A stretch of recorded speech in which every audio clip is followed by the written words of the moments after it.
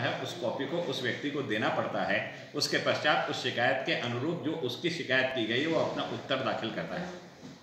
Alexis hospital के management ने उस शिकायत की कॉपी मांगी और उस शिकायत की कॉपी को एलेक्सिस हॉस्पिटल के मैनेजमेंट को देने से नागपुर महानगर पालिका ने पूर्ण रूप से मना कर दिया गया, उनको नहीं दी गई, जो नेचुरल जस्टिस के विपरीत है।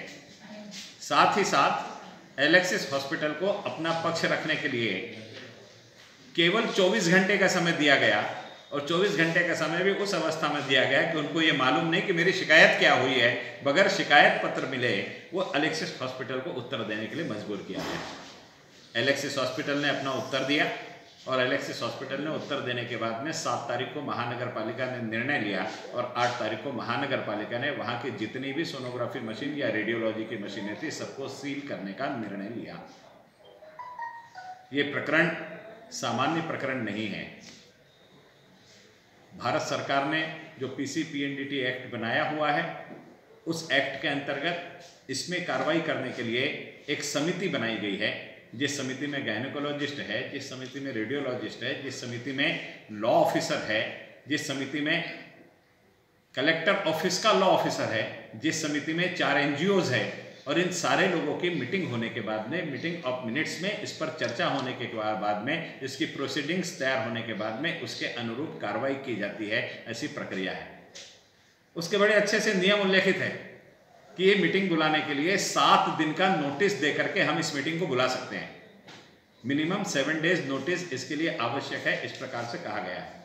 उसमें यह भी कहा गया है कि अगर कोई बहुत ही ज़्यादा इमरजेंसी है तो 3 दिन का नोटिस दे करके हम लोग बुला सकते हैं, लेकिन 4 तारीख को पहला नोटिस देना, उसके बाद में 5 तारीख को रविवार आ जाना, 6 तारीख को एलेक्सिस हॉस्पिटल ने अपना जवाब देना और 7 तारीख को इन्होंने निर्णय लेना, अर्थात वो 3 दिन के नोटिस की भी जो नियमों के अंतर्गत दी गई बात है उसको भी पूर्ण नहीं किया गया और इनकी बात को समिति के सामने जिस प्रकार से रखा गया उस पर भी कोर्ट ने स्ट्रक्चर्स पास किए हैं।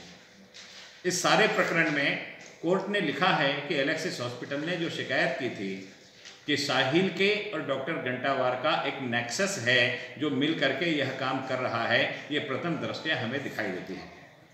कोर्ट ने अपने निर्णय में पैरा 37 में बहुत स्पष्ट शब्दों में लिखा है, what we find is that the entire conduct of respondent number 2 means doctor Ghantawar reflects high probability of bias and hidden motive in consistence with the fair performance of his duties, creating an impression that something has gone wrong of the nature of degree which requires intervention of this court।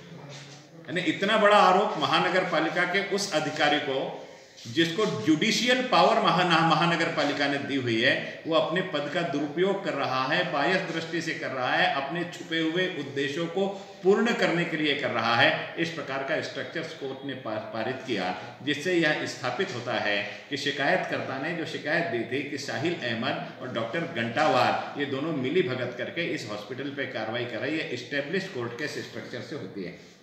इतना ही नहीं, court ने आगे जाकर के यह लिखा है, court लिखता है कि यह जो समिति बनाई जानी थी उस समिति के बारे में कोर्ट लिखता है, this committee is not suppose to perform their job like putting the rubber stamp on the action proposed by the taken and appropriate authority. यानी इस समिति के सदस्यों को जो जिम्मेदारी दी गई थी उसका भी उन्होंने निर्वहन नहीं किया।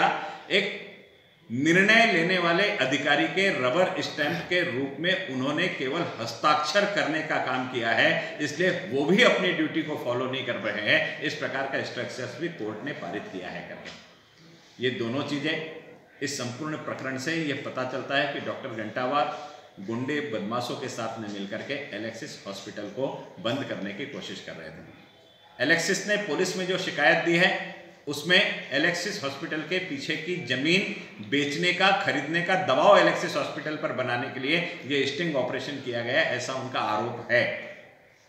और डॉक्टर घंटावार अगर कह रहे हैं कि आपस में सेटल कर लो, इसका मतलब उस प्रकरण में कहीं ना कहीं डॉक्टर घंटावार जी की भूमिका है।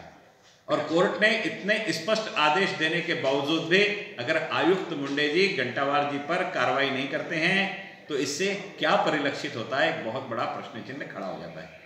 डॉक्टर घंटावार गुंडों के साथ मिलते हैं, डॉक्टर घंटावार नियमों की धज्जियां उड़ाते हैं।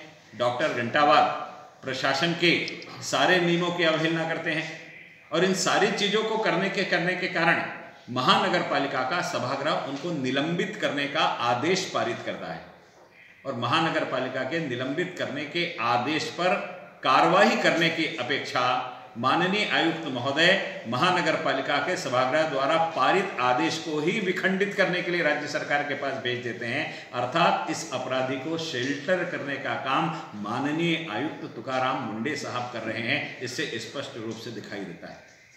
अगर माननीय आयुक्त इन पर कार्रवाई नहीं करते हैं निलंबन की, तो इससे दो चीज़ परिलक्षित होती है।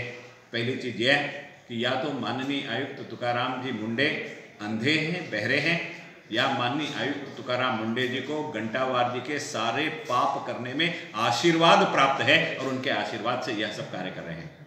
अगर इस कलंक से माननीय आयुक्त महोदय को बचना है तो उन्होंने तुरंत डॉक्टर घंटावाल को निलंबित करना चाहिए। ऐसी मांग मैं इस प्रेस के माध्यम से करता हूँ।